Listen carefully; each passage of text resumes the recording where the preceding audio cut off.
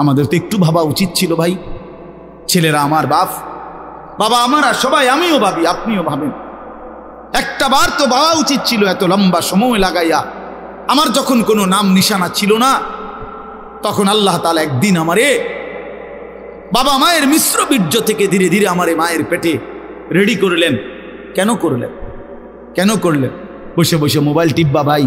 এই জন্য শুধু কেবল নারী দেখবা, নর্তকী দেখবা, সারা রাত উলঙ্গ ছবি দেখবা, জেনা ব্যভিচারের আড্ডায় যাবা, মদ জুয়ার আড্ডায় যাবা, আর অসৎ বন্ধুদের সাথে সারাদিন আড্ডা দিয়ে এই সুন্দর হায়াত, এমন সুন্দর চেহারা, এমন চমৎকার নাক কান হাত পাওয়ালা বডি তিলে তিলে শেষ করে দিবা, নষ্ট করে দিবা। আহা আফসুস, এর জন্য আল্লাহ বানাইছেন? হায় হায় বাপ, মাঝ বয়সী চাচা আপনারা বলেন, জিন্দিগি আল্লাহ তাআলা কেন দিলেন? এই শুধুমাত্র 2টা ছেলে বিদেশ পাঠাইলেন, 3টা মেয়ে বিদেশ বিয়ে দিলেন, বাড়িতে একখান ঘর করিলেন, হ্যাঁ, সোফা বানাইলেন, খাট বানাইলেন, কয়টা ফার্নিচার আসবাবপত্র বানাইলেন, খালাস। এরই নাম 60 বছর? আল্লাহ তাআলা জিন্দিগির 50টা বছর উপার্জনের ক্ষমতা দিছেন এই শুধু এই যে ফার্নিচার আর এই গদ্দুর কদ্দুর, এই কদ্দুরের জন্য? একজন মুসলমান হিসেবে এই শেষ, এই জীবন? বলে আল্লাহ তাআলাকে জানা দরকার, জিজ্ঞেস করা দরকার। তো আল্লাহ তাআলা এই সূরার মধ্যে সেই প্রশ্নের উত্তর দিছে, বান্দা, একটি লম্বা সময় পার করে আমি আল্লাহ তোমাকে পৃথিবীর অস্তিত্বে এনেছি, তুমি শোনো আমি তোমারে কেন বানাইছি। আল্লাহ তাআলা বলেন, হাল আতা আলাল ইনসানি হিনুম মিনাদ দাহরি লাম ইয়াকুম শাইআম মাযকুরা। প্রতিটা মানুষের উপর দিয়ে এরকম যুগের পর যুগ অতিবাহিত হয়েছে যখন সে উল্লেখ করার মতো, পরিচয় দেওয়ার মতো কোনো কিছুই ছিল না।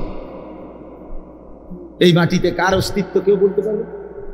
ওই গাছে, ওই ফুলে, ওই ফলে, ওই খাদ্যে, ওই খাবারের মধ্যে কার অস্তিত্ব আছে আমরা জানি কেউ?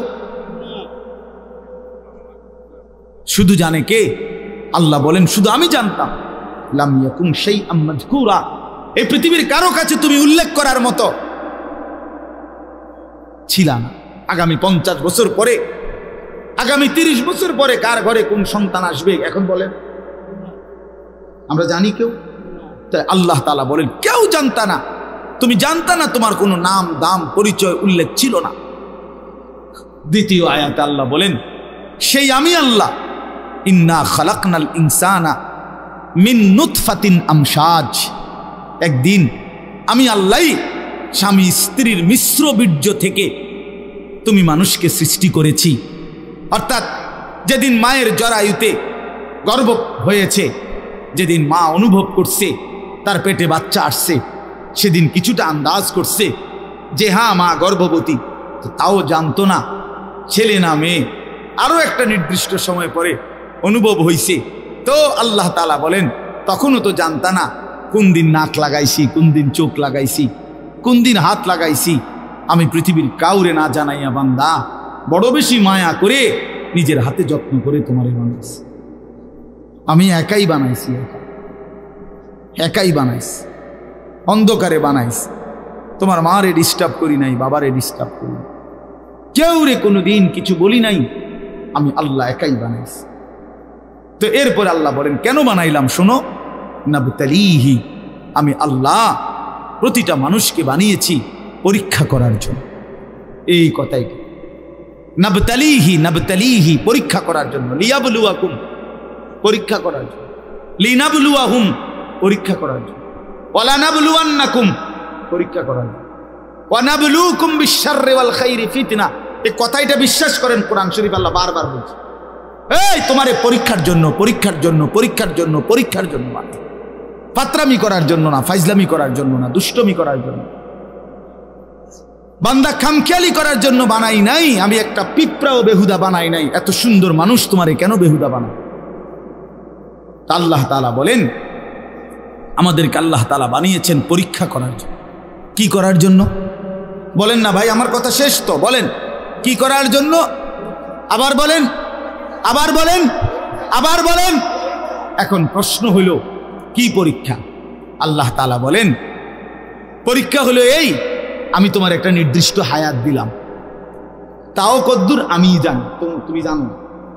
শুরুটা যেরকম তুমি জানো না, এখনটাও তোমার কইতাম না। 40 হোক, 50 হোক, 60 হোক, 30 হোক, 80 হোক, 90 হোক, 70 হোক, সেটা জানে শুধু কে? আল্লাহ। আল্লাহ বলেন এই যে নির্দিষ্ট হায়াত দিলাম, এই সময়টা আমি আল্লাহ তাআলা দেখতে চাই। মূলত এটা তোমার স্থায়ী জায়গা না, আমি তোমার জন্য একটা স্থায়ী জায়গা রাখছি আখিরাত। সেখানে গিয়া তুমি কি জান্নাতে যেতে চাও নাকি জাহান্নামে যেতে চাও, এই পরীক্ষার জন্য এই সংক্ষিপ্ত হায়াতটা দিই। আমি শুধু দেখতে চাচ্ছি, এখানে তোমরা রাখতাম না, এটা ওয়েটিং রুম, এটা মূল রুম না। তুমি যে আমি একারে বিছনা টিছনা দিয়ে উঠতে লাইছো, আসলে কথা তো এরকম ছিল না, এনে হতার জায়গা না। তুমি একেবারে ফাইলিং টাইলিং করিয়া, বিল্ডিং টিল্ডিং করিয়া, দরজা জানালা SS5 লাগাইয়া তুমি যে একটা বুঝ করে লইছ, তুমি তো মনে করছো আমার বাপ দাদা 14 গোষ্ঠী হয়তো মাটির ঘর আর বেড়ার ঘর আসিল দেখে মরিয়া গেছে, কিন্তু SS5 এর ঘরে তো মানুষ মরে না। না না, SS5 এ মরে না। ফাইলিং করলে আর বিল্ডিং মানুষ মরে না। আল্লাহ বলে না বান্দা, অল্প সময়ের হায়াত পরীক্ষা করার জন্য যে আসল হায়াত জান্নাতে যাবা না জাহান্নামে যাবা, এই পরীক্ষার। এখন আসেন শেষ অংশ। আল্লাহ বলেন আমি যদি প্রশ্ন করি আল্লাহকে, তাহলে আল্লাহ ঠিক আছে আমি বুঝলাম, আমারে আপনি পরীক্ষা করার জন্য এই পৃথিবীতে হায়াত দিলেন। কিসের পরীক্ষা? আমি কি জান্নাতে যেতে চাই না জাহান্নামে যেতে চাই, এই পরীক্ষা। কথা বুঝছেন কিনা বলেন? এখন পরীক্ষায় পাশ করার জন্য, পরীক্ষায় উত্তীর্ণ হওয়ার জন্য, জান্নাতে যাওয়ার জন্য, জাহান্নাম থেকে বাঁচার জন্য আপনি আমারে কি কি ব্যবস্থাপনা দিছেন? আপনি আমারে এমনি ছেড়ে দিলে কি হবো নাকি? আমি কই যামু, কি যামু, আমি কিটা করবো, একটা কিছু আমারে বুঝ বুদ্ধি দিতে হবে কিনা বলেন না?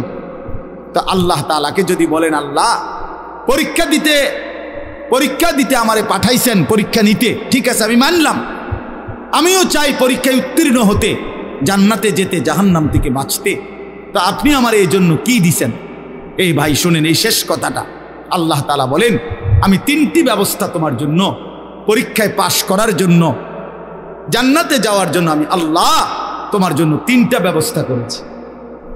কয়টা বাপ? 1 নাম্বার ফাজআলনাহু সামিআন বাসীরা, আমি আল্লাহ তাআলা শুনবার জন্য কান দিয়েছি, দেখবার জন্য চোখ দিয়েছি। তাফসীরের মধ্যে লিখছে অর্থ হলো একটু বিস্তারিত, অর্থাৎ আল্লাহ বলেন যতগুলো হুকুম আমি পালন করতে তোমারে বলছি, যতগুলো বিষয় ছাড়তে বলছি গুনাহ, আল্লাহ বলেন বান্দা কসম তোমার, তুমি চিন্তা করে দেখো আমি আল্লাহ প্রত্যেকটা হুকুম মানার মতো পুরা যোগ্যতা তোমার দেহের মধ্যে আছে। এমন একটা হুকুম আমি দেই নাই যেটা মানার যোগ্যতা তোমার শরীরের মধ্যে নাই, এমন জুলুম আমি করি না। কথা বোঝেন নাই? এই হলো প্রথম, পরীক্ষায় পাশ করার জন্য আমাকে মানার যোগ্যতা সম্পূর্ণ একটি শরীর, বডি আমি তোমারে দিছি। আমার সমস্ত হুকুম মানতে পারবা, সমস্ত গুনাহ থেকে বাঁচতে পারবা, এই সক্ষমতা আমি তোমার দেহের মধ্যে দিয়েছি। বলে মনে করেন আমারে আপনারে আল্লাহ বলছে রুকু দিতে, কথার কথায়, কিন্তু আমার কোমর মনে করেন আমাদের এইটা বাঁকাই ভাঙে না, কোমর বাঁকা হয় না, তো এরপরে যদি বলতো সেজদা দাও, একটা কলা গাছেরও যদি বলতো সেজদা দাও, একটা তাল গাছেরও যদি বলতো সেজদা দাও, আমারও যদি এরকম তাল গাছের মতো সোজা বানাইতো, যেটার মাঝখান দিয়ে কি হয় না, বাঁকা হয় না, তাইলেন এটা জুলুম হইতো, তাইলেন এটা অন্যায় হইতো যে আল্লাহ আপনি আমার কি করলেন, কইলেন রুকু দিতাম, আমি কেমনে রুকু দিতাম, আমার তো কোমরে বাঁকা হয় না। কথা বোঝেন নাই? আপনি আমারে বললেন সেজদা দিতাম, আমি তো নিচের দিকেই যাইতে পারি না, আমার যে কনুইও ভাঙ্গে না, হাঁটুও ভাঙ্গে না। বলেন এমন যদি হতো তাহলে না জুলুম হইতো, কিন্তু আল্লাহ তাআলা আমাদেরকে নামাজ পড়ার যোগ্যতা আমাদের শরীরের মধ্যে দিয়েছেন কিনা? একটা ছেলে বলো ভাই আল্লাহর দোহাই, এই মুসলমানের বাচ্চা, যদি মার পবিত্র দুধ খেয়ে থাকো, বলো তোমারে আল্লাহ তাআলা নামাজ পড়ার যোগ্যতা তোমার শরীরের মধ্যে দেয় নাই? তাহলে বেঈমান নামাজ পড়ো না কেন? কেন নামাজ পড়ো না? আমি দাঁড় করাই, এখানে তো অসংখ্য ছেলে এখানে আছো, এখন চেহারা দেখলে বোঝা যায়